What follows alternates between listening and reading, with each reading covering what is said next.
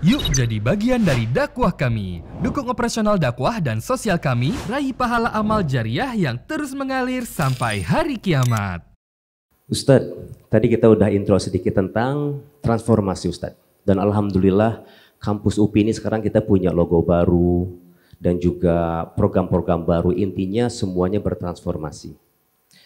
Namun yang kita ketahui secara global bahwa transformasi itu kan dia bisa ke arah yang baik dan juga bisa ke arah yang buruk. Nah, ngomongin sedikit tentang transformasi Ustadz. Kira-kira definisi apa sih kata transformasi itu yang ada hubungannya dengan agama Islam? Terus bagaimana caranya kita menjadikan transformasi itu sebagai suatu bagian di dalam agama Islam kita yang mengarah kepada yang lebih baik? Tafadhol Ustaz. Ya, Assalamualaikum warahmatullahi wabarakatuh. Alhamdulillah, sebagai seorang muslim kita selalu mengucapkan dua susunan kata ini. Alhamdulillah, sebagai tanda syukur kepada Sang Pencipta Allah Subhanahu wa taala. Terlalu banyak nikmat Allah Bapak Ibu sekalian yang melimpah kepada kita, bermula dari kita waktu masih baru lahir sampai pagi ini kita kumpul bersama-sama di tempat ini dengan tujuan baik tentunya.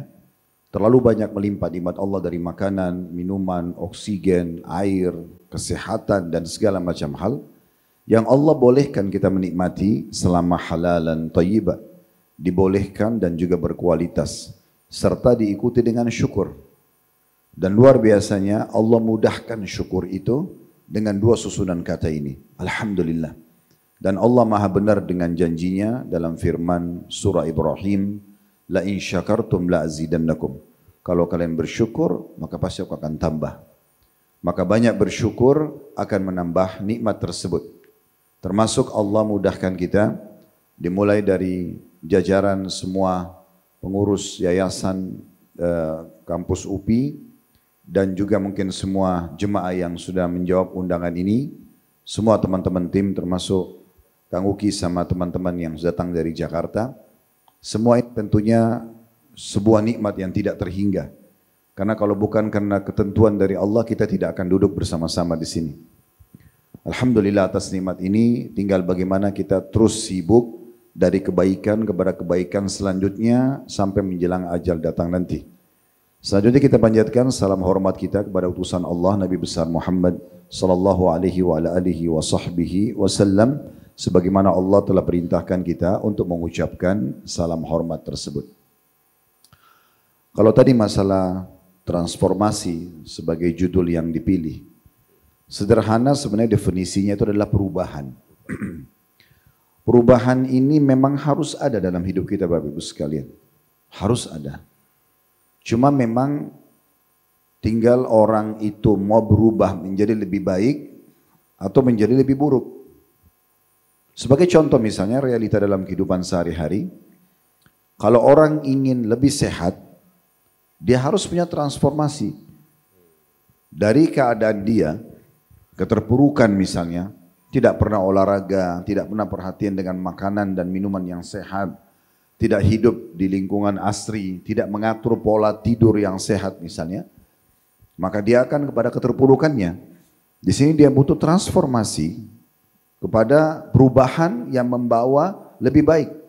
Makanya biasanya dokter sarankan untuk mengubah pola tidur, pola makan dan segala macam. Itu juga masuk dalam transformasi. Juga begitu kalau seperti di kampus ini misalnya, kalau orang mau transformasi yang positif, seorang mahasiswa pada saat dia masuk ke kampus, dia melihat di kampus itu terbagi dua biasanya di kelas, ada mahasiswa yang berprestasi, ada yang tidak.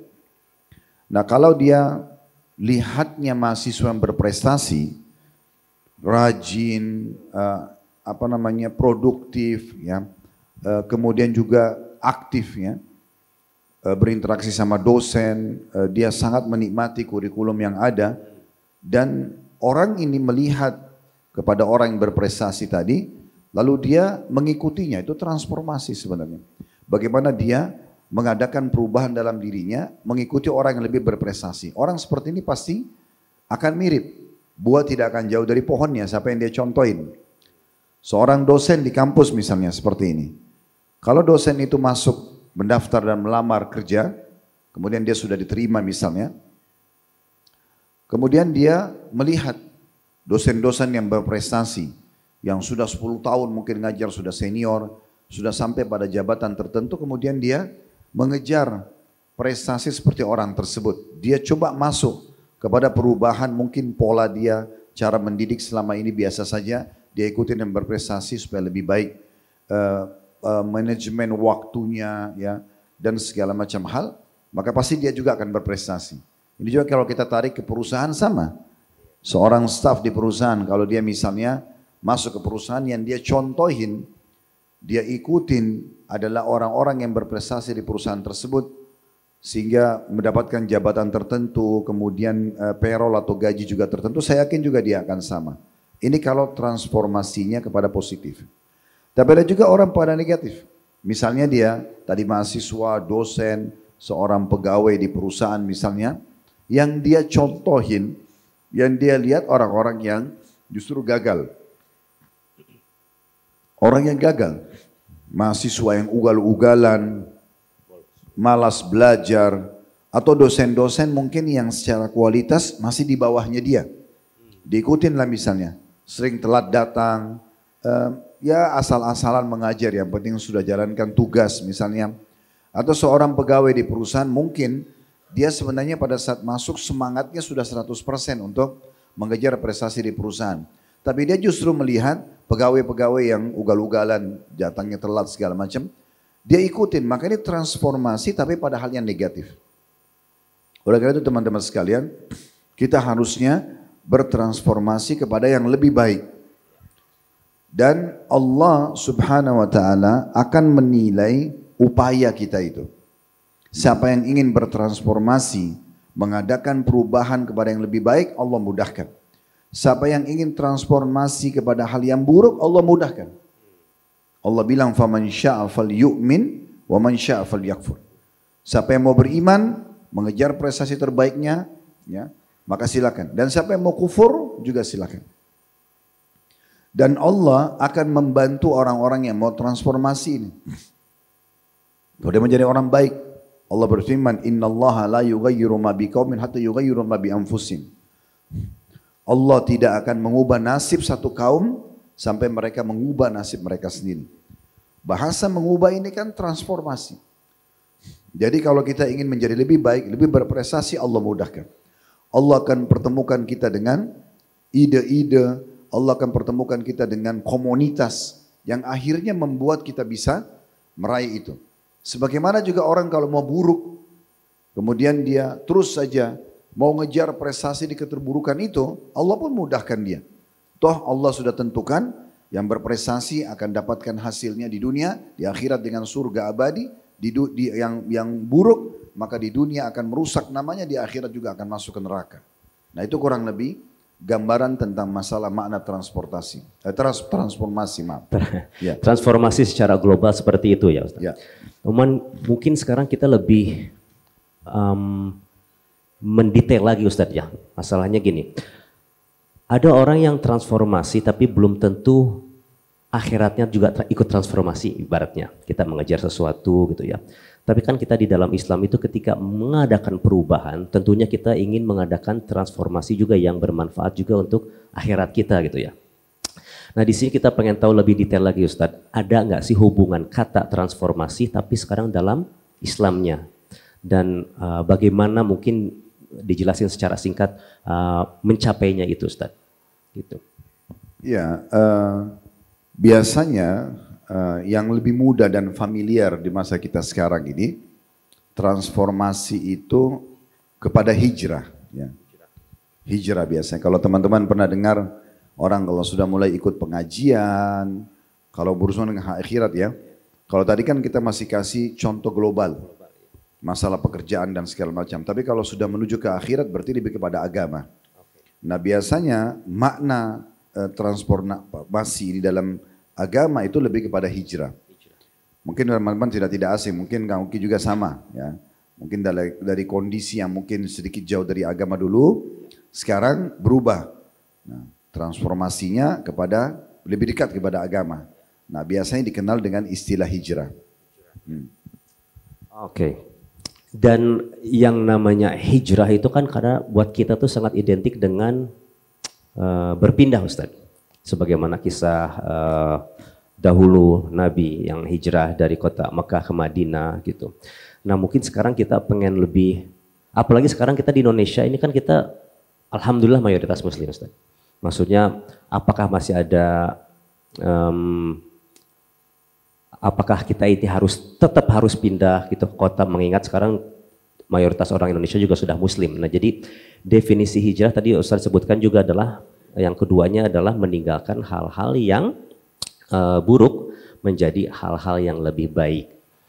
Nah tadi Ustaz pertanyaan keduanya adalah bagaimananya kita hijrah, dan kadang-kadang orang merasa ya saya sudah di negara Islam kok, saya sudah sholat, dan bahkan kadang-kadang mereka sendiri tidak merasa ada yang salah. Kenapa ya harus hijrah gitu. Bahkan salah satu ceritanya teman saya, dia rajin sholat, rajin puasa, segala macam biasa aja gitu ya. Namun ada beberapa hal mungkin di tempat pekerjaannya dia yang ya bukan di tempat yang halal. Tapi dia emang hijrah harus kayak kamu, harus berubah fisik, harus ekstrim kayak gitu. Nah di sini yang maksudnya hijrah itu yang seperti apa gitu Ustaz?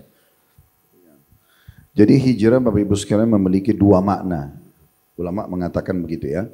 Supaya lebih mudah difahami, ada namanya hijrah hissi, ada namanya hijrah maknawi. Hissi itu lebih kepada fisik. Hijrah secara fisik. Ini bermula daripada perintah Allah Subhanahu wa taala kepada para sahabat. Mereka karena tertindas di kota Mekah, tidak bisa beribadah. Setiap orang muslim, kalau kita hidup di masa itu Bapak Ibu sekalian di Mekah, setiap orang muslim bisa dipukul, bisa diambil hartanya, bisa dibunuh oleh semua penduduk Mekah tanpa ada hukuman. Makanya selama 13 tahun dakwah Nabi Muhammad SAW di Mekah itu, yang masuk Islam hanya 153 orang. 83-nya hijrah ke Ethiopia untuk menyelamatkan agama mereka, 70 tinggal bersama Nabi SAW di Mekah. Sampai akhirnya ada perintah hijrah yang kedua, yaitu ke kota Madinah. Karena sudah sampai pada puncak, mereka juga berusaha membunuh Nabi Muhammad SAW. Jadi pembawa risalah pun utusan Allah akan dibunuh. Maka ada perintah hijrah ke Madinah. Nah ini namanya hijrah fisik. Bagaimana seseorang yang tertekan di satu lokasi, dia tidak bisa beribadah di situ kepada Allah Subhanahu wa taala, maka kemudian dia pindah. Dan kalau orang seperti ini, dia tidak pindah ya. Dia sengaja tidak mau pindah ke lokasi yang maksudnya lebih bisa beribadah kepada Allah, maka ini bisa menjadi dosa bagi dia. Karena Allah Subhanahu wa taala berfirman ada dalam Al-Qur'an dalam surah An-Nisa ayat 97. Yang bunyinya alladzina tawaffahumul malaikatu zalimi anfusihim qalu fima kuntum qalu kunna mustada'afina fil ard qalu alam takun ardullahi wasi'ah fatuhajiru fiha faulaika ma'wahum jahannam wa sa'at masira. Orang-orang yang pada saat diwafatkan oleh para malaikat di saat ajalnya datang dalam kondisi mereka menzalimi diri mereka sendiri. Makna menzalimi sini mereka tidak bisa beribadah kepada Allah. Maka para malaikat bertanya, di mana kalian dulu? Kenapa di dunia selama hidup kalian tidak bisa sholat atau tidak ada ibadah yang kalian kerjakan? Sholat tidak, puasa enggak, zakat enggak, semuanya tidak.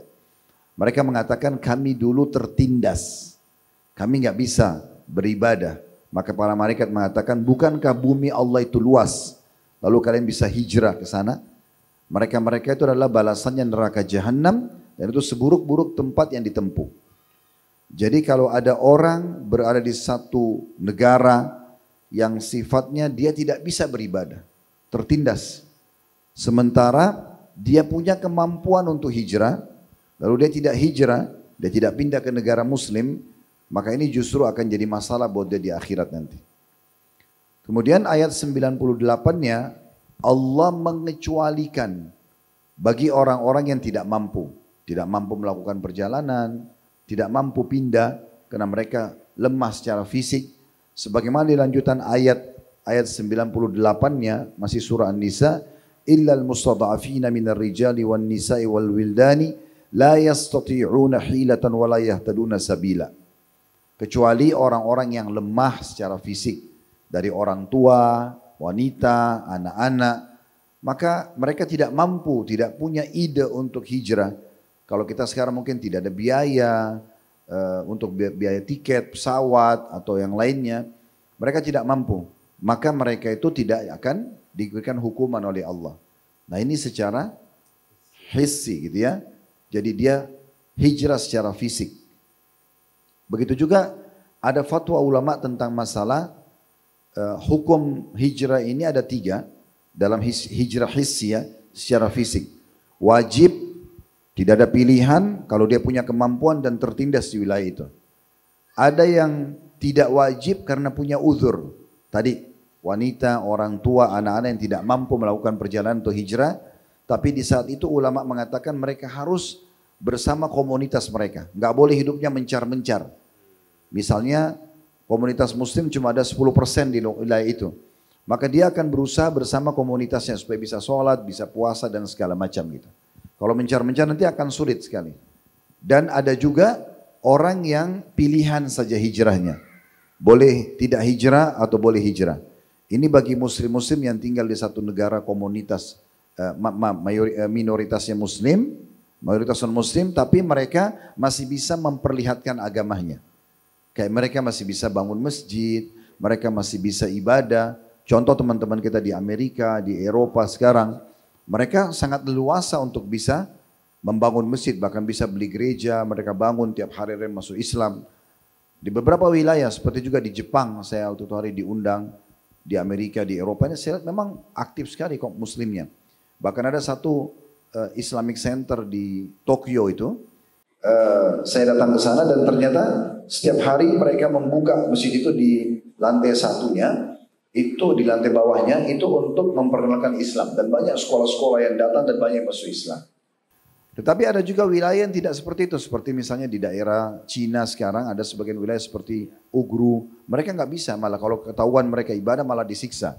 Nah ini kondisinya di lapangan. Jadi kalau orang itu mampu memperlihatkan agamanya, dia bahkan menjadi dai misalnya di sana, menunjukkan tentang apa itu Islam, maka mereka di sini boleh hijrah, boleh tidak. Jadi ini kondisi hijrah hissi secara fisik. Sebagian ulama ada juga yang menarik hijrah hissi ini ke satu kondisi orang yang dia berada di komunitas, walaupun bukan negara non muslim, dia berada di negara muslim atau dia berada di satu perusahaan muslim, tapi di situ tidak bisa ibadah sama sekali. Ada di Indonesia misalnya sebagian informasi yang sampai kepada kami, itu mereka bekerja yang pemiliknya perusahaannya muslim, di situ juga banyak muslim yang kerja, tapi memang enggak, kalau sholat enggak boleh misalnya. Mereka pas Jumatan malah diadakan meeting misalnya jam 12 siang. Contoh, nah ini juga dia harus secara hissi. Dia keluar dari perusahaan itu, cari komunitas muslim, perusahaan yang dia bisa beribadah kepada Allah Subhanahu wa taala. Nah ini kurang lebih hijrah yang pertama masalah hissi. Kalau hijrah yang kedua masalah maknawi. Nah maknawi ini maksudnya beranjak daripada hadis Bukhari di mana Nabi SAW bersabda, al-muhajiru man hajara manahallahu anhu. Orang yang hijrah adalah orang yang meninggalkan apa yang Allah larang. Nah ini yang biasa seperti Kang Uki sama teman-teman yang lain yang dulunya mungkin jauh dari agama kemudian hijrah, itu lebih kepada maknawi. Tapi kalau mau digabungkan antara maknawi sama hissi adalah bagaimana kita hijrah secara makna, meninggalkan semua kebiasaan kita yang dulu, lalu kita kuatkan dengan yang hissi, yaitu pindah ke satu komunitas yang lebih menguatkan kita. Nah itu bisa juga. Baik, Ustaz. Terus tadi mendengar hijrah hissi ya, ada tadi kepikiran saya, kalau misalnya sekarang Amerika dia sudah menjadi negara yang seperti itu, ya. Terus Jepang juga, apakah kita sebagai seorang Muslim juga bisa menetap di sana, Ustaz? Misalnya untuk bekerja tapi menetap di negara-negara yang sekarang mereka lagi berkembang Islam. Tentu kalau pilihannya antara tinggal di negara Islam sama negara non-Muslim, kita pasti tetap sarankan negara Islam. Iya. Karena saya pernah ke Singapura, saya pernah ke Australia, minimal sekali, walaupun umat Islam bisa ada masjidnya, ada komunitasnya, tapi tetap aja azan nggak boleh terdengar. Mereka kalau mau meninggal itu juga minoritas, apalagi kalau dia jauh dari komunitas muslim yang ada di wilayah itu akan kesulitan yang ngurus jenazahnya. Belum lagi kalau dia lagi sakit misalnya, mungkin butuh panduan-panduan yang secara Islami, tata cara sholatnya orang sakit, misalnya tayamumnya, mungkin tidak ada yang bisa memandunya gitu. Nah itu banyak hal yang mungkin kalau disuruh opsional pilih yang mana, kami tetap sarankan negara Islam. Tetapi apakah kondisi saudara kita yang sudah lahir di Amerika, di Australia, di Eropa, dan mereka di sana sudah menetap, itu harus pindah? Jawabannya tentu tidak. Lebih kepada tadi hukum yang ketiga, mereka boleh pindah boleh tidak. Kalau mereka, apalagi mereka merasa bisa menunjukkan Islam, nah itu tidak perlu, mereka bisa. Tapi kalau orang yang baru mau pergi, ini dilihat dulu kenapa. Kalau sebagai duta, penuntut ilmu, masih oke. Tapi kalau untuk meninggalkan Indonesia misalnya negara mayoritas Muslim, lalu pindah ke negara yang kita minoritas, ini tentu kami tidak sarankan. Tapi ini bukan tidak boleh ya, kita tidak sarankan. Selama dia masih bisa tunjukkan keislamannya di sana, masih aman. Saya berbagi Bapak Ibu sekalian begini, saya pernah ceramah di Sydney waktu itu, di rumah salah satu jemaah orang Indonesia. Pada saat selesai materi, ada satu bapak bilang sama saya begini, Ustaz, apa hukumnya sholat sementara di pakaian saya ada kotoran manusia? Maaf, ini bahasa dia begitu ya, ada tinja, ada kotoran manusia. Sebelum saya jawab, saya bilang, Pak, maaf, sebelum saya jawab, saya ingin tanya, kenapa Bapak bertanya ini? Dia bilang, saya ini Ustaz, kerja saya di Australia ini, maaf, itu membersihkan mobil yang mengangkat kotoran manusia. Sehingga saya setiap hari bawa itu, dan saya selalu yang bersihin gentongnya itu. Maka kalau tiba waktu sholat, saya boleh sholat lah, sementara di pakaian saya ini ada kotoran itu. Dan itu profesi saya. Maka saya bilang, Pak, sebelum saya jawab, saya mengajak Anda kembali ke Indonesia. Saya pribadi bilang begitu. Anda bisa lebih mulia hidup di negara kita. Apalagi mau warga negara Indonesia beliau. Kenapa nggak pulang ke Indonesia? Di depan mata kita di Indonesia ada orang yang jual gorengan, ada orang yang jual nasi uduk di pinggir jalan, hidup gitu kan. Lebih mulia daripada harus mengurus kotoran orang-orang non-muslim. Itu secara kejiwaan dulu kita ajak dia, justru orang seperti ini harusnya kembali kepada komunitasnya. Lalu kemudian saya bilang, tentu saja kalau hukum tadi yang Anda tanya tidak boleh. Tidak usah bicara kotoran orang lain. Kita setetes kencing saja kena baju nggak bersalah. Apalagi kotoran orang lain. Tapi ini sebagai contoh. Jadi saya temukan ada orang-orang kita, tidak semuanya ya. Mereka tinggal di negara yang kita minoritas, tapi mereka susah sekali. Hampir mayoritas yang saya datangi negara-negara non-muslim yang kita minoritas. Pertanyaan mereka, Ustadz apa hukumnya masak babi? Apa hukumnya bersihin patung? Apa hukumnya mandiin anjing? Karena memang di tempat mereka kerja, baik sebagai asisten rumah tangga atau restoran, memang itu harus dikerjakan. Mau nggak mau, dia harus bersihin anjingnya, bajikannya, dia harus bersihin patungnya yang mereka sembah. Ini kan semua kesyirikan kepada Allah patung itu kan. Kemudian dia tidak boleh sholat, belum lagi dia harus masak babi dan segala macam. Nah ini contohnya. Maka kalau sampai pada mengganggu akidah dan agama kita, sebaiknya jangan. Iya. Nah Ustadz, terus tadi berbicara tentang hukum hijrah, diantaranya tadi ada yang wajib Ustadz. Nah yang menjadi permasalahan zaman sekarang ya, ini yang hijrah yang maknawi nih Ustadz. Banyak mereka yang ketika mau keluar, pasti yang dikhawatirkan pertama pasti tentunya adalah kehidupan ekonominya tentunya ya. Saya juga termasuk salah satunya. Nah ketika Ustadz tadi mengatakan bahwa hukumnya wajib, apakah itu mewajibkan kita untuk segera, atau bisa mungkin sebagian orang mengatakan ya sebentar aku mengumpulkan dulu harta sehingga hijrahnya mudah, atau mungkin beberapa orang yang suka komen ke saya, Antum enak, udah punya uang langsung hijrah gitu. Nah, itu menyikapi seperti itu gimana Ustaz? Ini kembali kepada hukum dasar dalam Islam, rukun iman. Beriman kepada takdir Allah Subhanahu wa taala. Saudaraku seiman, kita ini sebelum lahir, bukan cuma kita hadir di sini, bukan cuma mengikuti acara kita online pun. Semua manusia sebelum Nabi Adam diciptakan, bahkan sebelum alam semesta diciptakan, Allah menciptakan pena, lalu menyuruh mencatat semua takdir. Di antara takdir itu adalah rezeki. Rezeki itu sudah ditentukan. Oksigen yang kita hirup sekarang rezeki. Air yang kita selalu konsumsi tiap hari, makanan, minuman, pakaian yang kita kenakan, semua itu rezeki. Dan selama ini berjalan saja rezeki itu. Bahkan kata Nabi Muhammad SAW, renungi baik-baik hadis ini saudaraku seiman, kata Nabi SAW, tidak akan wafat satu jiwa. Enggak mungkin kita meninggal kecuali semua rezekinya disempurnakan. Kalau satu teguk air yang ada di hadapan saya ini adalah rezeki saya, sudah Allah catatkan, saya tidak akan wafat sampai saya meminumnya. Ada seorang syekh ceramah di Saudi beberapa waktu yang lalu. Dia cerita tentang pengalaman. Ada satu orang jalan di padang pasir, melewatin sebuah sumur. Kemudian dia ngelirik dalam sumur, tiba-tiba jatuh. Lalu dia teriak-teriak lah, minta tolong supaya ada yang keluarkan. Lewatlah satu orang gitu, satu keluarga orang lewat di situ, kena lihat subur mereka butuh air. Begitu mereka turun mendengar ada suara orang minta tolong, lalu mereka keluarkan. Waktu dikeluarkan ditanya, ada apa dengan kamu? Ceritalah dia seperti biasa orang kalau masalah begini, kita pun kalau jadi di sumur tiba-tiba kita akan cerita. Oh tadi saya berdiri di mulut sumur, saya melihat ke bawah lalu saya jatuh. Lalu kemudian orang-orang itu pun menghadiahkan kepada dia sebotol air mineral.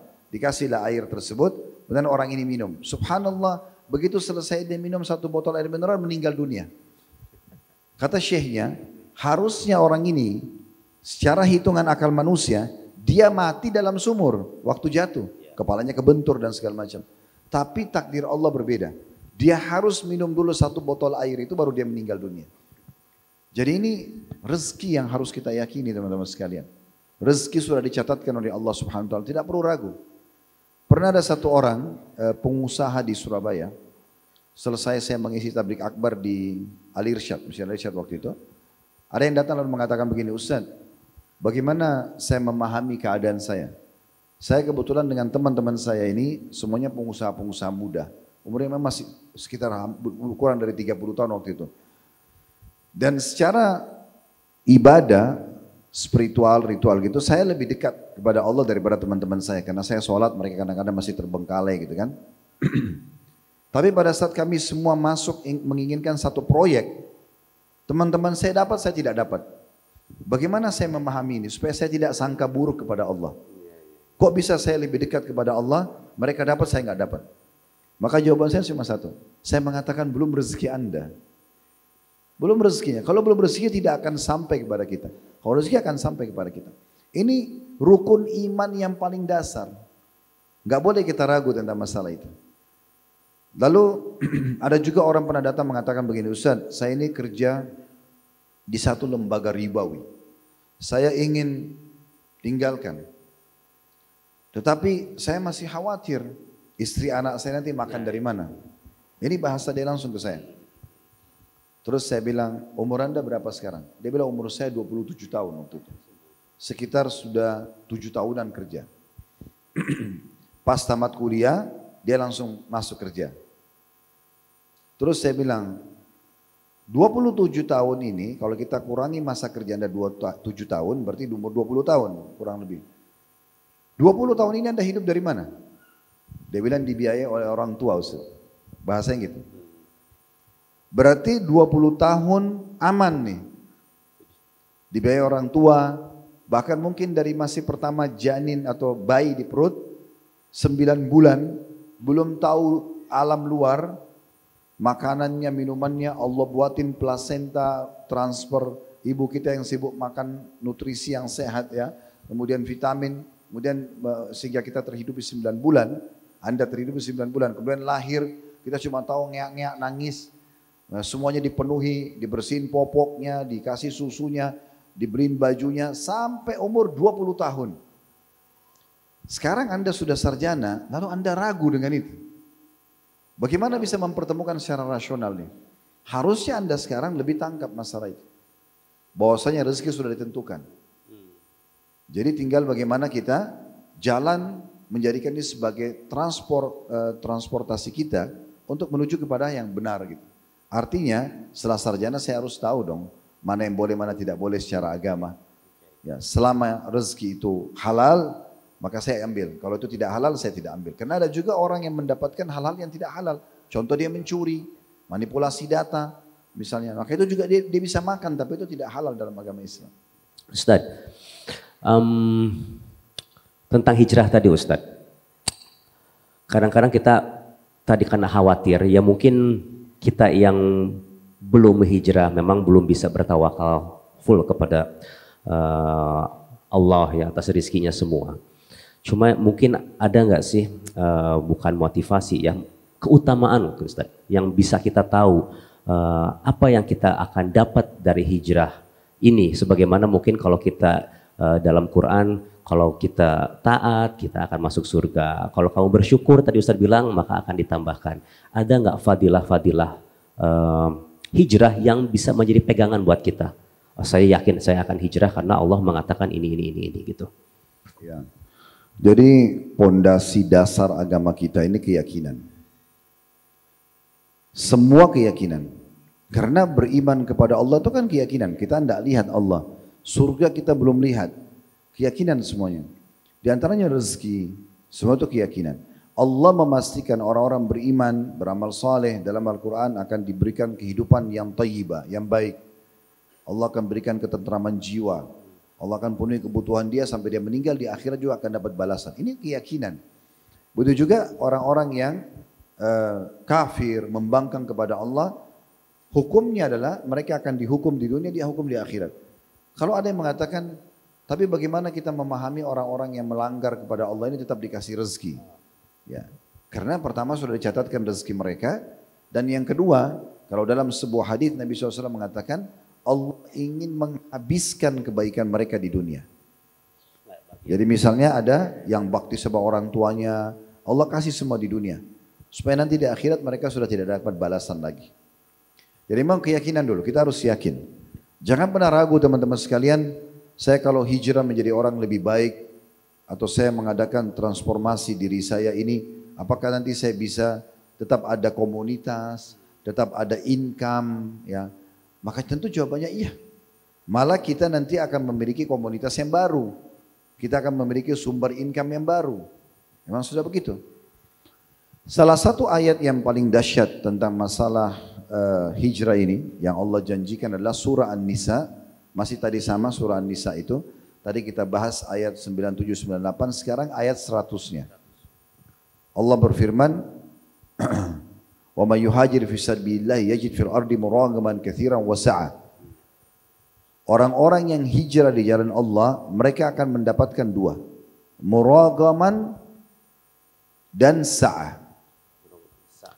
Muragaman ini lebih kepada makna keluasan negeri, ya, ketentraman jiwa, itu namanya muragaman. Allah menjanjikan itu. Orang-orang yang hijrah dengan Allah, teman-teman bisa buka Al-Quran di aplikasi handphonenya, An-Nisa ayat 100. Orang-orang yang hijrah dengan Allah, maka Allah akan berikan kepadanya muragaman katsira. Sebenarnya lebih makna peluang-peluang yang banyak. Sebagian ulama tafsir ada yang memaknakan adalah keluasan negeri. Dan nanti kalau dia hijrah dari komunitas dia atau negara dia yang dia tidak bisa ibadah kepada Allah, dia pindah ke negara, dia hijrah karena Allah, nanti Allah akan bukakan ke lapangan rezeki, ke lapangan negeri. Sebagai contoh dalam poin ini adalah para sahabat Nabi ridwanullahi alaihim. Bilal radhiyallahu anhu di Mekah tertindas sebagai budak, tidak asing, hampir semua muslim tahu kisahnya. Disiksa oleh majikannya bernama Umayyah, diseret di padang pasir yang panas, ditaruh batu besar di dadanya sampai sesak nafas. Akhirnya Abu Bakar datang dan menebusnya. Dan setelah hijrah ke Madinah, Bilal termasuk sahabat Nabi yang mampu. Kemiskinan beliau itu hanya ada di masa beliau ditindas di Mekah. Setelah hijrah, itu beliau termasuk sahabat yang mampu. Ini sudah pernah kami bedah di serial sahabat dan teman-teman bisa lihat di playlist YouTube kami, Bilal radhiyallahu anhu. Bahkan sebelum beliau meninggal, beliau termasuk salah satu sahabat yang paling kaya karena mendapatkan harta rampasan perang dari negeri Persia. Salman Al-Farisi, sahabat Nabi juga seorang budak. Bahkan majikannya seorang Yahudi yang sangat kejam. Dia hanya boleh bebas kalau dia menebus dirinya dengan 100 pohon kurma. Pohon kurma itu mahal sekali. 100 ribu gitu ya, pohon kurma. Maka Nabi SAW mengajak muslimin mengatakan, ayo kita bantu saudara kita. Maka masing-masing menyumbang semampu dia. Dan Nabi menanam sendiri bibit pohon kurma untuk Yahudi tersebut dengan tangan beliau. Dan setelah itu Salman termasuk orang yang mampu. Dibukakan pintunya oleh Allah Subhanahu wa taala. Dan sekian banyak orang. Bahkan Umar bin Khattab pun, ya, kemudian Utsman bin Affan, Talha bin Ubaidillah, Zubair bin Awam dan banyak sahabat-sahabat Nabi yang lain. Kalau bukan karena Islam dan hijrah mereka ke Madinah mungkin tidak akan dikenal. Abu Bakar, Umar, Utsman, Ali tidak akan jadi raja yang bisa dikenal dengan Khulafa Rasyidin. Begitu juga dengan sahabat-sahabat Nabi yang lain. Begitu juga dengan tabi'in. Kisah Fudail bin Iyad rahimahullah, seorang ulama tabi'in yang tadinya perampok jalanan, preman. Akhirnya beliau taubat, beliau hijrah dan menjadi ulama besar dan menjadi orang kayanya Irak. Ini cukup banyak berhubungan dengan kisah-kisah yang diberikan gambaran tentang masalah muragaman ini. Artinya diberikan kelapangan yang sangat luas, peluang yang sangat luas. Kemudian wasa'ah, dan akan dibukakan pintu rezeki. Ini memang janji Allah kepada orang-orang yang hijrah. Cuma mungkin boleh dipahami teman-teman sekalian. Ada satu sistem yang Allah ciptakan di muka bumi ini namanya sunnatullah, sistem. Supaya memahami ini begini. Kalau kita sedang lapar dan kita minta sama Allah, ya Allah tolong hilangin lapar saya. Apakah lapar itu seketika hilang? Jawabannya tentu tidak. Allah buat kita mendapat makanan, kemudian kita mengunyahnya dulu, lalu ditelan melalui tenggorokan, diproses oleh usus, baru laparnya hilang. Ini prosesnya. Sering kami sampaikan di pengajian-pengajian, Anda kalau hijrah, maka nikmati prosesnya. Pernah ada seseorang hijrah, setahun kurang lebih dia hijrah, lalu dia bilang, saya belum terbuka pintu rezeki saya. Padahal sebenarnya di saat itu dia bicara, dia masih hidup. Dan dia makan, dia minum, walaupun mungkin keadaan dia tidak sebaik secara ekonomi yang sebelum hijrah. Lalu saya tanya, berapa lama dulu Anda berbuat maksiat kepada Allah? 16 tahun Ustaz.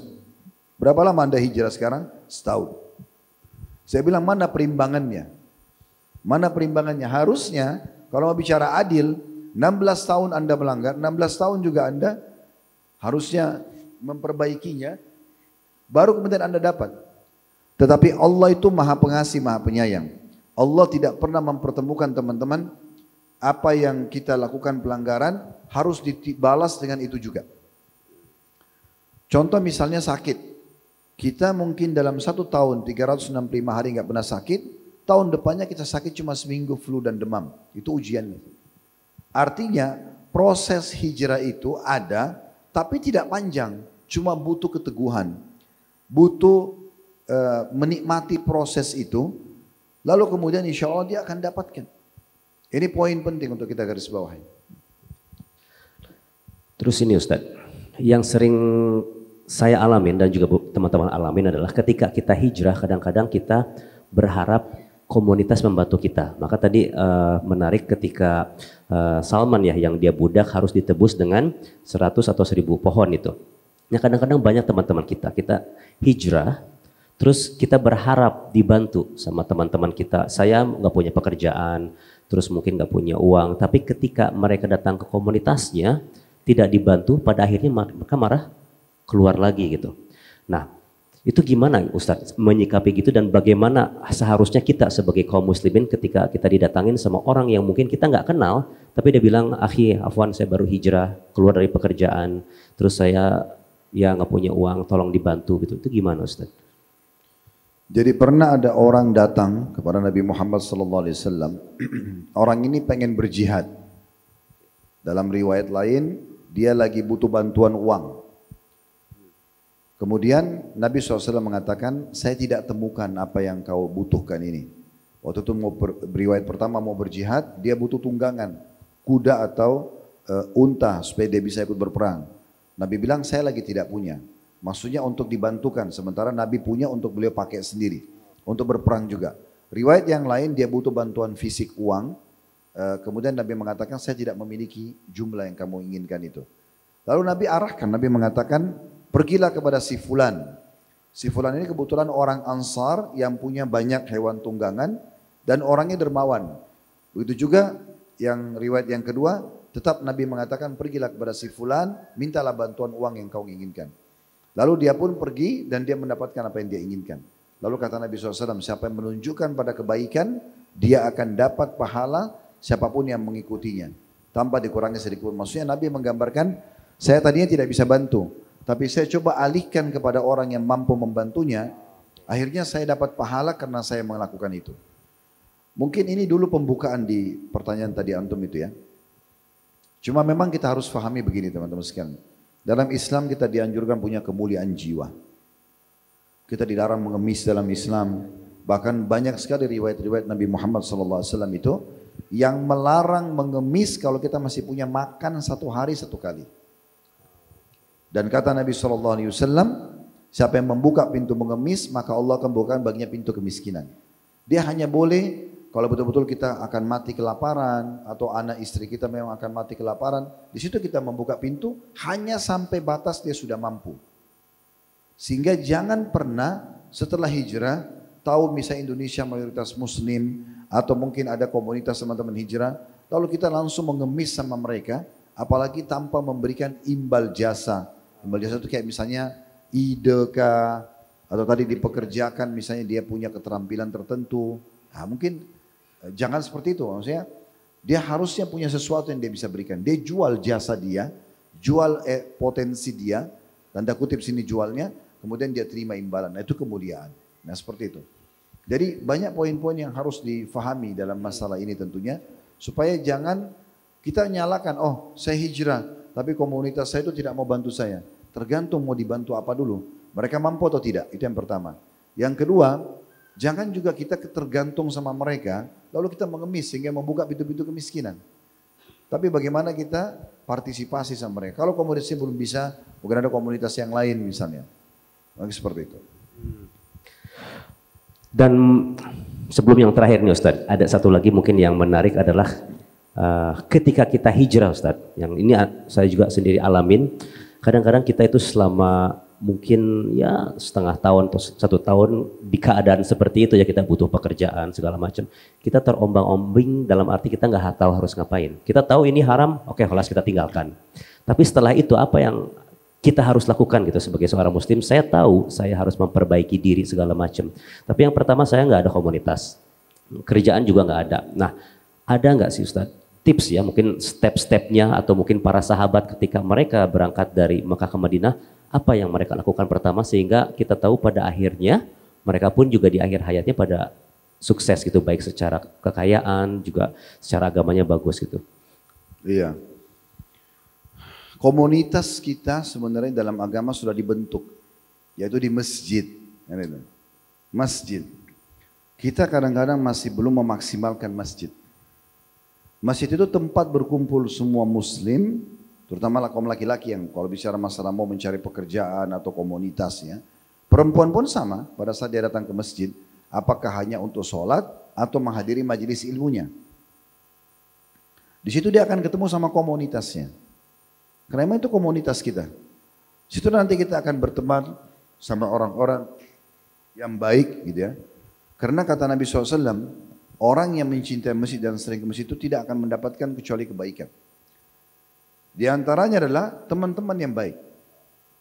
Karena orang kalau sudah mau ke masjid, berarti dia mau dekatkan diri kepada Allah.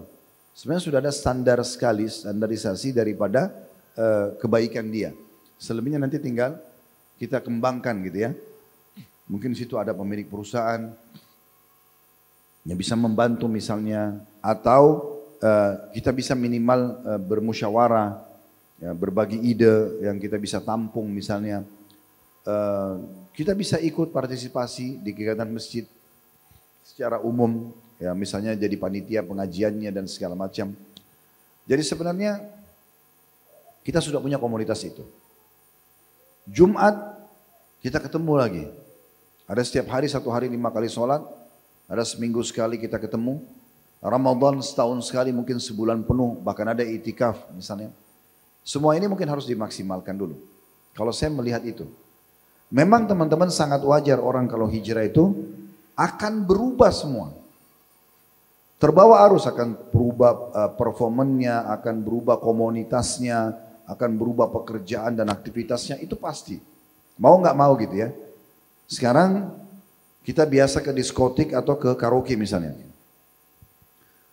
Kemudian kita tahu nih nggak boleh, kita mau tinggalin. Kan komunitas kita biasa di situ. Kegiatan kita biasanya di situ. Intinya setelah Isya udah langsung ke diskotik, misalnya ke karaoke, itu tiap hari. Sekarang kita tahu ini nggak boleh nih, ini melanggar agama. Karena itu bersahabat sekali kan. Ya musiknya, ya minuman kerasnya, yang perempuan tidak benarnya, kan kayak satu paket ini. Nah sekarang kita pindah nih, cari komunitas. Masuklah kita ke masjid. Nah ini sebenarnya sama-sama komunitas, tapi beda aktivitas. Ini komunitas tapi dekat kepada Allah, ibadah, pengajian segala macam, ini tidak. Nah kita akan berpindah tuh, pasti akan ada transisi. Mulai juga performan kita berubah. Misalnya akhwat kita hijrah, mau nggak mau tadinya tidak pakai hijab, mungkin sekarang dia sudah mau pakai hijab. Mungkin laki-laki tadinya tidak sholat, sekarang sudah mau sholat.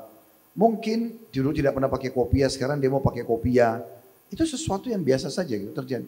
Yang penting kan intinya dia menutup aurat, tapi mengikuti komunitas kita tuh normal gitu. Dan memang akan terbentuk komunitas baru. Karena kalau tidak, jiwa kita akan bergejolak. Sekarang kita hijrah, tapi kita masih kumpul sama teman-teman yang minum minuman keras, yang masih berzina, yang masih judi, pasti akan bentrok jiwa kita. Kita merasa apa sih kok nggak nyaman, nah, kan begitu. Sebagaimana mereka juga nggak nyaman sama kita. Pasti dia nggak akan nyaman masuk masjid. Apa ini duduk zikir pengajian 1 jam 2 jam, apaan sih dikerja gitu. Mereka juga tidak sadar kalau mereka dengarin musik sampai 2 jam 3 jam di dekat speaker itu kan juga mereka anggap itu adalah sebuah prestasi. Nah itu contohnya. Masya Allah, berarti melihat itu dipisahkannya, perubahannya itu insya Allah itu juga sebuah pertanda kebaikannya ketika kita dijauhkan dari keburukan dan segala macamnya. Baik, saya berdoa kepada Allah Subhanahu wa taala, semoga semua yang hadir dipanjangkan umurnya di atas ketaatan kepada Allah Subhanahu wa taala, diterima seluruh amal-amal solehnya, dimaafkan dosa-dosanya, serta juga semoga Allah Subhanahu wa taala selalu menjaga ketentraman, persatuan, kesatuan dan kemerdekaan negara kita. Allah memberikan petunjuk para pemimpin menjalankan tugas dan amanah dengan baik, serta juga Allah menjadikan kita masyarakat yang selalu gotong royong dengan pemerintah untuk menjaga nikmat yang besar ini, dan semoga negara kita menjadi contoh bagi negara-negara yang lain. Dan siapapun yang memberikan keburukan bagi negeri kita, bagi agama kita, bagi keluarga kita, semoga tipu daya mereka dikembalikan kepada diri mereka sendiri. Dan semoga Allah menolong saudara-saudara kita di Palestina, Allah berikan mereka kemerdekaan sebagaimana Allah berikan kepada kita semuanya. Dan juga Allah terima para syuhada mereka dan memberikan kepada mereka kemenangan dari musuh-musuh mereka. Dan semoga Allah menyatukan kita semua kelak di surga Firdaus tanpa hisab. Mari disatukan dalam majlis ilmu yang mulia ini. Ada benar dari Allah, silakan diambil dan diamalkan. Ada salah dari kami, mohon dimaafkan, dan kami beristighfar kepada Allah Subhanahu wa taala. Subhanakallahumma bihamdika asyhadu an la ilaha illa anta astaghfiruka wa atubu ilaik. Wa sallallahu ala nabiyyina wa habibina Muhammadin wa alihi washabihi wasallam. Walhamdulillahi rabbil alamin. Wassalamualaikum warahmatullahi wabarakatuh.